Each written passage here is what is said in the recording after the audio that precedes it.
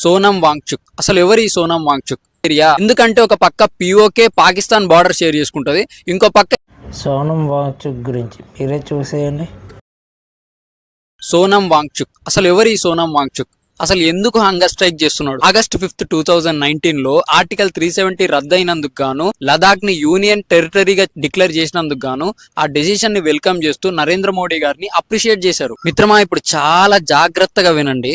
సరిగ్గా 1 సంవత్సరం తర్వాత అంటే ఆగస్ట్ 6, 2020 లో లదాఖ్ లో 6th షెడ్యూల్ అమలు చేయాలని ట్రైబల్ అఫైర్స్ మినిస్టర్ అర్జున్ ముండాకి లెటర్ రాశాడు. అప్పుడు చాలా మంది చెప్పారు 6th షెడ్యూల్ అనేది అండర్ ఆర్టికల్ 244(2) నార్త్ ఈస్ట్ రాష్ట్రాలకు ఉపయోగపడుతుంది, కానీ లదాఖ్ అనేది వెరీ సెన్సిటివ్ ఏరియా. ఎందుకంటే ఒక పక్క పిఓకే పాకిస్తాన్ బార్డర్ షేర్ చేసుకుంటది, ఇంకో పక్క LOC and China border share చేసుకుంటది. Most sensitive area and strategic location. ఇక్కడ 6th షెడ్యూల్ అనేది అమలు చేస్తే అది నేషనల్ సెక్యూరిటీ థ్రెట్ అని చాలా క్లియర్ గా చాలా మంది చెప్పినా వినకుండా జాన్ 26, 2023 నుంచి 21 days హంగర్ స్ట్రైక్ చేశాడు. మిత్రమా, ఆయన హంగర్ స్ట్రైక్ చేయడమే కాకుండా అక్కడున్న యూత్ ని ఇన్ఫ్లుయెన్స్ చేసి వాళ్ళతో కూడా చేపించారు. దాని తర్వాత అయినా పనవట్లేదని సెప్టెంబర్ 30, 2024 ను చెలో ఢిల్లీ అని మార్చేశాడు. ఈసారి 6th షెడ్యూల్ ఒకటే కాదు, మాకు సపరేట్ స్టేట్ హుడ్ కావాలి, మేము పార్లమెంట్ రిప్రజెంటేషన్ కావాలి, మాకు పబ్లిక్ సర్వీస్ కమిషన్ కావాలని స్పెషల్ డిమాండ్స్ పెట్టి ఢిల్లీలో మార్చేశాడు. అక్కడ 6th షెడ్యూల్ అనేది అమలు చేస్తే అక్కడ హ్యూమన్ రైట్స్ అవన్నీ ఇస్తే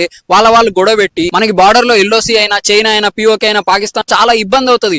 నేషనల్ సెక్యూరిటీ థ్రెట్ అని చెప్పినా వినకుండా పదే చాలా ఫైట్ చేశాడు. ఈయన చేసే ఉద్యమం వైలెంట్ గా మారడంతో 4 చనిపోవడంతో నేషనల్ సెక్యూరిటీ యాక్ట్ క్రింద ఈయన అరెస్ట్ చేశారు. మిత్రమా, డాట్స్ కనెక్ట్ చేయండి. ఆ